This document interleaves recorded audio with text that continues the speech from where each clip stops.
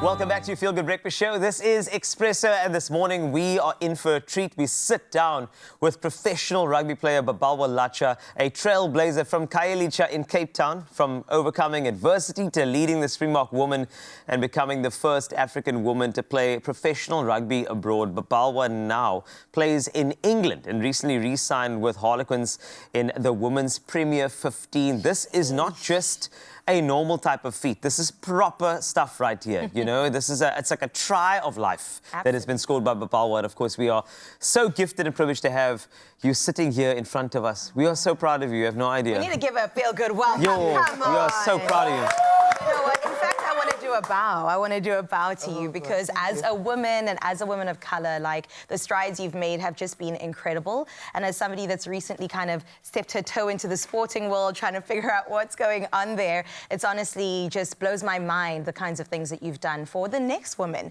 But let's start with your childhood. Growing up in Cape Town, you're from Khayelitsha, of course. What was that like, you know, being a young girl, maybe aspiring towards being a pro athlete one day? Did you face any sort of obstacles growing up, and what were the joys that you experienced? Well, if I have to be honest with you, it was quite challenging, really, because you know, I seemed to be different when I was growing up. I seemed to be interested in things that weren't traditionally considered to be for girls. Like, how is a 10-year-old enjoying training, you know? Yeah. So I think that it had to take a lot of acceptance from family, from friends, even from myself, to say, hey, actually, yes, I am different. I've got different interests. And I think that sparked the desire to want to be something more than what I saw in front of me, something more than just being another girl from the township, you know? Yeah, That's it's such a good. beautiful story of overcoming. Yeah, the mentality, you have to rise above the mentality, because sometimes your context affects everything that you think about. You know, you think about, this is what I should be and I shouldn't be. But now you're an African woman who is playing rugby on an international level.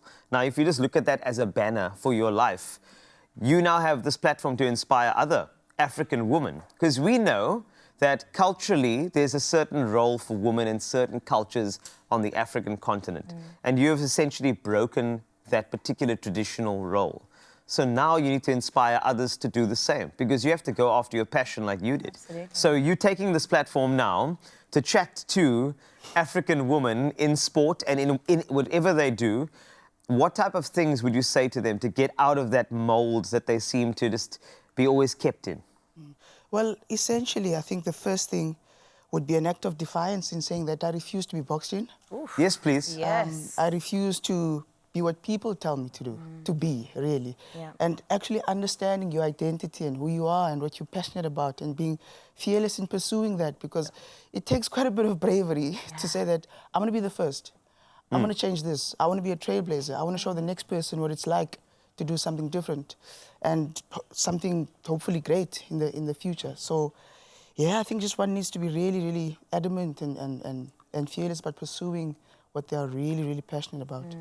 I love this. Oh, you can't see it, but I've got goosebumps under this coat. Good. Because I absolutely want to say amen, amen, amen. I think there's something so beautiful about being fearless and really stepping into that bravery. You're going to get rewarded at the end of the day, right? Absolutely. Well, let's talk about something that I feel you were particularly brave in, and that's pursuing academia, but also becoming an athlete at the same time. Talk to me about your rugby career, but also your law degree that you secured. How did that play out for you? It's a tricky balancing act, to be honest with you. I studied towards a law degree at the University of the Western Cape, where simultaneously my rugby career took off as well. So it was a lot of writing special exams. It was a lot of missing out on classes. It was a lot of packing your textbooks on tour, because you need to come back and write exams. So it really was challenging, but I'm really grateful to have had a good amount of support, you know, around me. In terms of trying to balance all of that. Because ultimately, for me personally, it was a thing of, I can do both.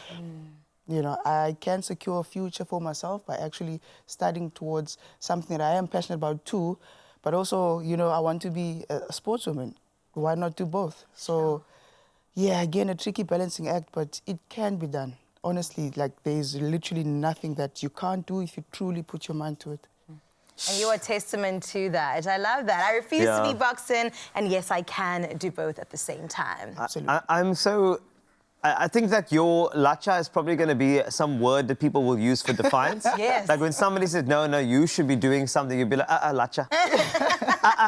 Latsha. That's how it goes. But your role in this entire journey, it's so important because people need to be a bit more defiant to pursue their passions and their dreams. People don't need to box themselves in. They don't need to think, I only need to do one thing. I can either study or I can be a sports person. Why not do both? And you are a testament to all of those things. So just as a last quote for anybody who is struggling to do the Latsha, what do you want to say to them right now, especially on the back of Youth Day? A lot of young people would need to hear this right now. Yeah, I think the theme for me throughout my life has been embracing who I am, because nobody can do me better than I do me. Sure. Then that helps me then to understand my strengths. It helps me to understand, you know, my visions to somewhat align. You know, so just do you, like, be yourself. I think the world will appreciate you for that. Yeah.